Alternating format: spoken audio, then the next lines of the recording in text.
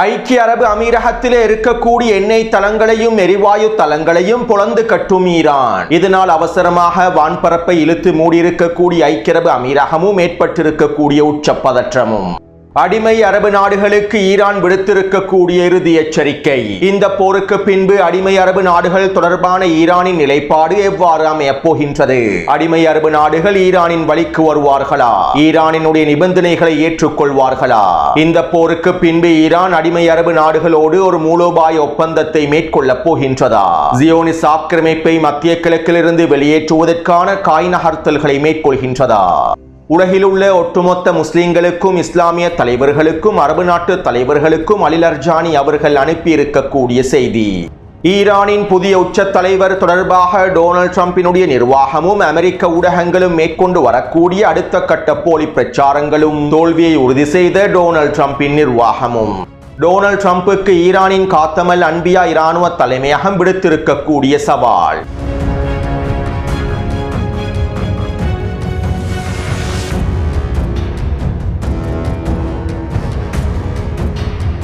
இது ஈரான் அப்டேட்டின் 39வது காணொளியாகும். நேற்றிரவு வெளியிட்ட முக்கியமான காணொளியை பார்வையிடாதவர்கள் கீழே இருக்கக்கூடிய லிங்கினை பயன்படுத்தி பார்வையிடலாம். இந்திய ஊடகம் ஒன்றுக்கு ரஷ்யாவின் வெளியுறவுத்துறை அமைச்சர் வெளியிட்டிருந்த கருத்துக்கள் சமூக ஊடக வலைத்தளங்களில் பரவலாக பேசப்பட்டிருந்தன.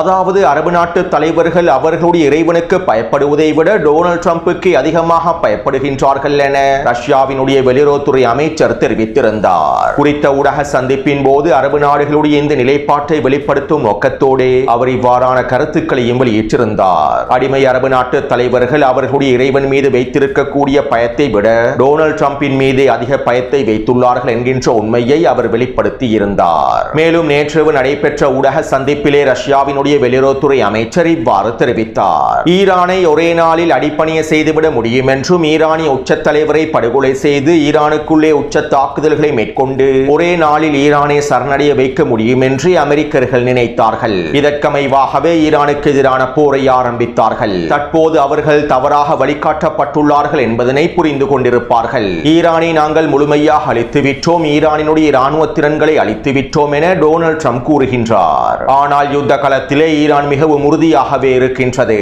ஈரான் அதனுடைய செயற்பாடுகளை வினைத்திறனாக மேற்கொண்டு வருகின்றது என ரஷ்யாவினுடைய வெளியுறவுத்துறை அமைச்சர் தெரிவித்துள்ளார். அடுத்து நேற்றிரவு நடைபெற்ற ஊடக சந்திப்பிலே டொனால்ட் ட்ரம்ப் அவருடைய மாயைகளை வெளிப்படுத்தி இருந்தார். ஊடக சந்திப்புகளில் மாயைகளை வெளிப்படுத்துவதன் மூலமாக போலி பிரச்சாரங்களை முன்வைப்பதன் மூலமாக ட்ரூத் சோஷியல் தளத்தில் கருத்துக்களை வெளியிடுவதன் மூலமாக ஈரானுக்கு எதிரான வெற்றியை தொடர்ச்சியாக அறிவிப்பதன் மூலமாக சர்வதேச சந்தையில் எண்ணெயினுடைய விலையை மட்டுப்படுத்த முடியும், குறைத்துவிட முடியும் என்று இவர்கள் வேலை திட்டங்களை முன்னெடுக்கின்றார்கள். யுத்த காலத்தில் வெற்றி இலக்குகளை அடைந்து கொண்டு அந்த வெற்றி இலக்கை காண்பித்து சர்வதேச சந்தையில் எண்ணெயினுடைய விலையை குறைக்க முடியாத டொனால்ட் ட்ரம்பினுடைய நிர்வாகம் தற்போது ஊடக பிரச்சாரங்கள் மூலமாகவும் சமூக ஊடக வலைத்தளங்கள் மூலமாகவும் ஒரு இலூஷனை ஏற்படுத்தி ஒரு மாயையை வெளிப்படுத்தி ஈரான் தோல்வியடைந்து விட்டது, ஈரானை நாங்கள் முழுமையாக அழித்து விட்டோம் என கூறி எண்ணெய் விலையேற்றத்தினை குறைப்பதற்கு முயற்சி செய்து வருகின்றார்கள். மேலும் நேற்றைய தினம் இவர்கள் ஒருபடி மேலே சென்று அமெரிக்க தூதர் ஸ்டீவ் விட்கோஃபுக்கும் ஈரானிய வெளியுறவுத்துறை அமைச்சர் அப்பாஸ் அரக்சிக்கும் இடையில் நேரடியான தொடர்புகள் மேற்கொள்ளப்பட்டிருப்பதாகவும் ஈரானுக்கு இடையிலான பேச்சுவார்த்தைகள் ஆரம்பிக்கப்பட போவதாகவும் ஈரான் பேச்சுவார்த்தைகளுக்கு தயாராக இருப்பதாகவும் அமெரிக்க ஊடகங்கள் செய்திகளை வெளியிட்டிருந்தன. டொனால்ட் ட்ரம்பினுடைய நிர்வாகத்தின் வழிகாட்டுதலுக்கு அமைவாகவே இவ்வாறான போலி செய்திகள் திட்டமிடப்பட்டு வெளியிடப்படுகின்றன. இவ்வாறு ஈரான் பேச்சுவார்த்தையில் அமரப்போகின்றது என்கின்ற செய்தி அறிவிக்கப்பட்டால் பேச்சுவார்த்தைகள் மூலமாக குறித்த பிரச்சனையை தீர்ப்பதற்கான வழிமுறைகள் திறக்கப்பட்டிருப்பதாக அறிவிக்கப்பட்டால் சர்வதேச சந்தையில் எண்ணெயினுடைய விலையானது $10 அளவில் குறைந்துவிடும். எனவே இவ்வாறு இந்த பிரச்சாரங்கள் மூலமாக ஒரு இலூஷனை உருவாக்கி மாயையை உருவாக்கி எண்ணெய் விலையை குறைப்பதற்கே முயற்சி செய்கின்றார்கள். மேலும் இவர்களுடைய இந்த சூழ்ச்சி திட்டங்களை முறியடிப்பதற்கும் இவர்களுடைய மாயைகளை முடிவுக்கு கொண்டு வருவதற்கும் ஈரானினுடைய வெளியுறவுத்துறை அமைச்சர் அப்பாஸ் அரக்சி அவர்களும் தொடர்ச்சியான உடனடியான பதிலடிகளையும் வழங்கி வருகின்றார். நாங்கள் அமெரிக்காவோடு எந்தவிதமான பேச்சுவார்த்தைகளையும் மேற்கொள்ளப் போவதில்லை. தற்போது பேச்சுவார்த்தைகளை மேற்கொள்வதற்கான எந்த தேவையும் எங்களுக்கு இல்லை. அமெரிக்க தூதர் ஸ்டீவ் விட்கோஃபோடு நான் தொடர்புகளை ஏற்படுத்தி இருப்பதாக வெளியாக இருக்கக்கூடிய செய்திகள் போலியானவை. நாங்கள் யுத்த களத்திலே உறுதியாக இருக்கின்றோம். மத்திய கிழக்கு பிராந்தியத்தில் இருக்கக்கூடிய அமெரிக்க நலன்கள் முழுமையாக வெளியேற்றப்படும் வரை ஹெர்முஸ் ஜலசந்தி பிரதேசம் திறக்கப்பட மாட்டாது. ஈரானுக்கு எதிராக தாக்குதல்களை மேற்கொள்ளக்கூடிய எந்த ஒரு ஆக்கிரமிப்பினுடைய எண்ணெய் கப்பலும் ஹெர்முஸ் ஜலசந்தி பிரதேசத்தினூடாக பாதுகாப்பாக கடக்காது. இதனால் சர்வதேச சந்தையில் மாயைகளை ஏற்படுத்துவதற்கான பிரச்சாரங்களை இப்போதே கைவிட்டு விடுங்கள் என ஈரானினுடைய வெளியுறவுத்துறை அமைச்சர் அப்பாஸ் அரக்சி அவர்களும் தரமான பதிலடிகளை வழங்கியிருந்தார். அத்தோடு தொடர்ச்சியாக நடைபெற்று வரக்கூடிய ஊடக சந்திப்புகளில் டொனால்ட் ட்ரம்ப் அவருடைய கோரிக்கைகளையும் கெஞ்சல்களையும் வெளிப்படுத்தி இருந்தார். ஐரோப்பிய நாடுகள் அவசரமாக ஹெர்முஸ் ஜலசந்தி பிரதேசத்தினை திறப்பதற்கு உதவி செய்ய வேண்டும். நாங்கள் ஹெர்முஸ் ஜலசந்தி பிரதேசத்திலே 1% எண்ணெயை மாத்திரமே பெற்றுக் கொள்கின்றோம். மேலும் அதிகளவான எண்ணெயை பெற்றுக் கொள்ளக்கூடிய நாடுகள் அவசரமாக ஹெர்முஸ் ஜலசந்தியை நோக்கி வர வேண்டும். குறிப்பாக சீனா ஹெர்முஸ் ஜலசந்தி பிரதேச விவகாரத்தில் தலையிட வேண்டும். இல்லாவிட்டால் நான் சீனாவுக்கான விஜயத்தையும் ரத்து செய்துவிட வேண்டிய நிலைமை ஏற்பட்டுவிடும். மேலும் ஈரானின் கட்டுப்பாட்டில் இருக்கக்கூடிய ஹெர்முஸ் ஜலசந்தி பிரதேசத்தை நாங்கள் முழுமையாக மீட்டெடுக்க வேண்டும் என டொனால்ட் ட்ரம்ப் தொடர்ச்சியாக ஊடக சந்திப்புகளில் அவருடைய கெஞ்சல்களை வெளிப்படுத்தி வருகின்றார். உண்மையிலேயே டொனால்ட் ட்ரம்பினுடைய இந்த கருத்துக்களை கேட்கும் போது சிரிப்பாகத்தான் இருக்கின்றது. அத்தோடு டொனால்ட் ட்ரம்பினுடைய இந்த தொடர்ச்சியான கருத்துக்களுக்கு பின்பு ஈரானினுடைய காத்தமல் அன்பியா இராணுவ தலைமையகத்தின் ஊடக பேச்சாளர் இவ்வாறு தெரிவித்தார். அமெரிக்க ஜனாதிபதி டொனால்ட் ட்ரம்புக்கு நாங்கள் ஒரு செய்தியை தெளிவாக கூறிக்கொள்கின்றோம். சமூக ஊடக வலைத்தளங்களில் ட்வீட் செய்வதன் மூலமாக இந்த போரினுடைய முடிவை தீர்மானிக்க முடியாது. இந்த போரினுடைய முடிவை யுத்த களம் தான் தீர்மானிக்கும், சமூக ஊடக வலைத்தளங்கள் அல்ல. நீங்கள் உங்களுடைய படைகளை அனுப்புவதற்கு பயப்படக்கூடிய இடத்தை பற்றி ட்வீட் மூலமாக பேசுகின்றீர்கள். இந்த ட்வீட் மூலமாக உங்களுடைய வீரத்தை காண்பிக்காமல் நீங்கள் களமிறங்குவதற்கு பயப்படக்கூடிய இடத்தில் உங்களுடைய படைகளோடு களமிறங்குங்கள். நாங்கள் உங்களுக்கு சவால் விடுகின்றோம். சமூக ஊடக வலைத்தளங்களில் ட்வீட் மூலமாக உங்களுடைய வீரத்தை காண்பிக்காமல் நீங்கள் அனுப்புவதற்கு பயப்படக்கூடிய இடத்தை நோக்கி உங்களுடைய படைகளை முடிந்தால் அனுப்பி வையுங்கள். அல்லது நீங்கள் இந்த தாக்குதலுக்கு எபிக் ஃபியூரி என்று பெயர் வைக்காமல் எபிக் ஃபியர் என்று பெயரை வைத்துக் கொள்ளுங்கள் என ஈரானின் காத்தமல் அன்பியா தலைமையகத்தின் ஊடக பேச்சாளர் தெரிவித்துள்ளார். அடுத்து நாங்கள் ஈரானுக்குள்ளே 7000க்கும் அதிகமான தாக்குதல்களை மேற்கொண்டு விட்டோம். ஈரானினுடைய ஆயுத திறன்களில் 95% ஆயுத திறன்களை முழுமையாக முடக்கிவிட்டோம். ஈரானின் வான்படைகள் கடற்படைகள் என ஒட்டுமொத்தத்தையும் முடக்கிவிட்டோம். 100க்கும் அதிகமான ஈரானிய கடற்படை கப்பல்களை முழுமையாக அழித்து விட்டோம் என அமெரிக்க மத்திய கட்டளை தளம் நேற்றிரவு அறிக்கைகளை வெளியிட்டிருந்தது. இதைத் தொடர்ந்து நாங்கள் ஈரானுக்குள்ளே 6000க்கும் அதிகமான வான்வழி தாக்குதல்களை மேற்கொண்டு விட்டோம். ஈரானின் உள்கட்டமைப்புகளின் 90%-ஆனவற்றை அழித்து தரைமட்டமாக்கிவிட்டோம். ஈரானின் ஏவுகணை களஞ்சிய சாலைகள், ட்ரோன் களஞ்சிய சாலைகளை முழுமையாக அழித்து விட்டோம் என இஸ்ரேலி ஆக்கிரமிப்பு ராணுவமும் அறிக்கைகளை வெளியிட்டிருந்தது.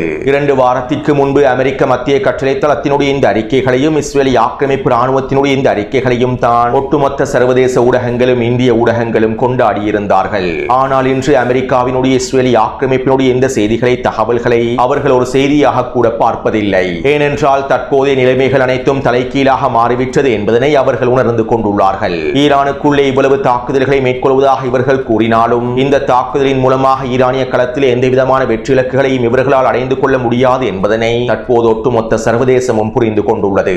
அமெரிக்காவும் இஸ்ரேலி ஆக்கிரமிப்பும் ஈரானிடம் வசமாக சிக்கிக் கொண்டு விட்டார்கள் என்பதனை ஒட்டுமொத்த சர்வதேச மக்களும் உலக தலைவர்களும் புரிந்து கொண்டு விட்டார்கள். இதனால் தற்போது அமெரிக்கா அவர்களுடைய ஊடக பிரச்சாரங்களை அடுத்த கட்டத்தை நோக்கி நகர்த்தியுள்ளது. அதாவது ஒருவரை வீழ்த்த முடியாவிட்டால், ஒரு தலைவரை வீழ்த்த முடியாவிட்டால், சரணடைய வைக்க முடியாவிட்டால் எதிரிகள் குறித்த தலைவருடைய கௌரவத்தையும் சுயமரியாதையையும் இழக்கச் செய்வதற்கான பிரச்சாரங்களை ஆரம்பிப்பார்கள். இதற்கமைவாகவே தற்போது ஈரானின் புதிய உச்ச தலைவர் தொடர்பான போலி பிரச்சாரங்களையும் இவர்கள் ஆரம்பித்துள்ளார்கள். ஈரானினுடைய புதிய உச்ச தலைவர் இமாம் முஜ்தபா கமேனி அவர்கள் ஒரு ஓரின சேர்க்கையாளர் என்றும், இவர் ஓரின சேர்க்கையாளராக இருப்பது தான் அவருக்கு பதவியை வழங்குவதற்கு ஆயத்துல்லா அலி கமேனி அவர்கள் விரும்பவில்லை என்றும் டொனால்ட் ட்ரம்பினுடைய நிர்வாகமும் அமெரிக்க ஊடகங்களும் தற்போது போலி பிரச்சாரங்களை மேற்கொள்கின்றன. சர்வதேசத்திற்கு மத்தியில் வெளிப்படுத்தப்பட்டிருக்கக்கூடிய ஈரானிய தலைவரின் பலத்தையும் ஈரானிய பலத்தையும் குறைமதிப்பிற்கு உட்படுத்துவதற்காகவும் ஈரானை பலவீனமான தேசமாக அடையாளப்படுத்துவதற்காகவுமே இவ்வாறான போலி பிரச்சாரங்களை மேற்கொள்கின்றார்கள். மேலும் இந்த போலி பிரச்சாரங்களே டொனால்ட் ட்ரம்பினுடைய நிர்வாகத்தின் தோல்வியையும் உறுதி செய்துவிட்டது. அடுத்து ஈரான் ஹெர்முஸ் ஜலசந்தி பிரதேசம் தொடர்பாகவும் அடிமை அரபு நாடுகள் தொடர்பாகவும் சில முக்கியமான தீர்மானங்களை எடுத்துள்ளது. அதாவது ஈரான் மீதான பொருளாதார தடைகள் அனைத்தும் முழுமையாக நீக்கப்பட வேண்டும். அரபு நாடுகளில் இருக்கக்கூடிய அமெரிக்க நலன்கள் முழுமையாக வெளியேற்றப்பட வேண்டும். முடக்கப்பட்டிருக்கக்கூடிய ஈரானினுடைய ஒட்டுமொத்த சொத்துக்களும் விடுவிக்கப்பட வேண்டும். மத்திய கிழக்கு பிராந்தியத்தில் டாலர் வர்த்தகத்தை முடிவுக்கு கொண்டு வர வேண்டும். ஹெர்முஸ் ஜலசந்தி பிரதேசத்தினூடாக டாலர் வர்த்தகம் நடைமுறைப்படுத்தப்படக்கூடாது. ஹெர்முஸ் ஜலசந்தி பிரதேசத்திலே டாலர் வர்த்தகம் முழுமையாக முடிவுக்கு கொண்டு வரப்பட வேண்டும். மேலும் இந்த நிபந்தனைகளுக்கு அமைவாக அரபு நாடுகள் அமெரிக்க தளங்களை முழுமையாக வெளியேற்றினால் ஈரான் இந்த அரபு நாடுகளோடு ஒரு மூலோபாய ஒப்பந்தத்தை மேற்கொள்ளும். இந்த மூலோபாய ஒப்பந்தத்திலே ஈரான் சில நிபந்தனைகளை முன்வைக்கும். மேலும் இந்த நிபந்தனைகளை அரபு நாடுகள் முழுமையாக ஏற்றுக்கொண்டு ஈரானுடனான அடுத்த கட்ட உறவுகளை வலுப்படுத்தி ஒரு மூலோபாய கூட்டணியை உருவாக்கும். மேலும் இந்த மூலோபாய ஒப்பந்தத்தின் மூலமாக ஈரான் உருவாக்கும் கூட்டணியை பயன்படுத்தி மத்திய கிழக்கு பிராந்தியத்திலிருந்து ஜியோனிஸ் ஆக்கிரமிப்பு, இஸ்ரேலிய ஆக்கிரமிப்பு முழுமையாக வெளியேற்றப்படும். இந்த மூலோபாய ஒப்பந்தத்திற்கு அமைவாக ஜியோனிஸ் ஆக்கிரமிப்பை முழுமையாக மத்திய கிழக்கு பிராந்தியத்திலிருந்து வெளியேற்றுவதற்கான முடிவுகள் எடுக்கப்படும். பலஸ்தீனிய மக்களுடைய பிரச்சனைக்கான தீர்வுகள் எட்டப்படும். ஜியோனிஸ் ஆக்கிரமிப்பு முழுமையாக முடிவுக்கு கொண்டு வரப்படும். எனவே இவ்வாறானதொரு மூலோபாய ஒப்பந்தத்தை முடிப்பதற்கே ஈரான் தற்போது அடுத்த கட்ட காய் நகர்த்தல்களை மேற்கொள்கின்றது.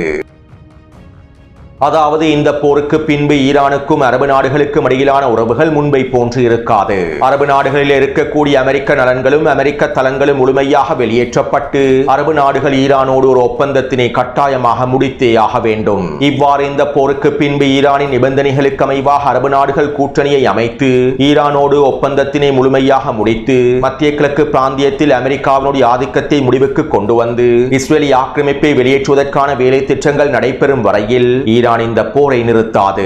மேலும் தற்போது ஈரான் அடிமை அரபு நாடுகள் மீது விதித்திருக்கக்கூடிய முற்றுகையையும் நீக்காது. ஹெர்மோஸ் ஜலசந்தி பிரதேசத்தையும் திறக்காது. ஹெர்மோஸ் ஜலசந்தி பிரதேசத்தினூடாக டாலர் வர்த்தகம் மேற்கொள்ளப்பட மாட்டாது.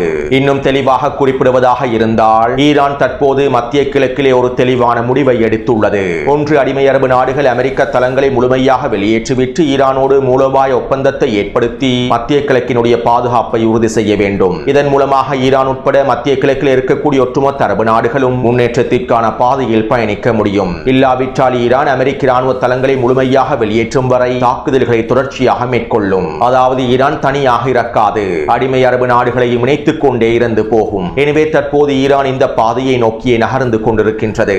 இந்த போருக்கு பின்பு மத்திய கிழக்கு பிராந்தியத்தில் மிகப்பெரிய மாற்றத்தை ஏற்படுத்த வேண்டும் என்கின்ற நோக்கத்தோடு ஈரான் அதிரடியான காய் நகர்த்தல்களை மேற்கொண்டு வருகின்றது.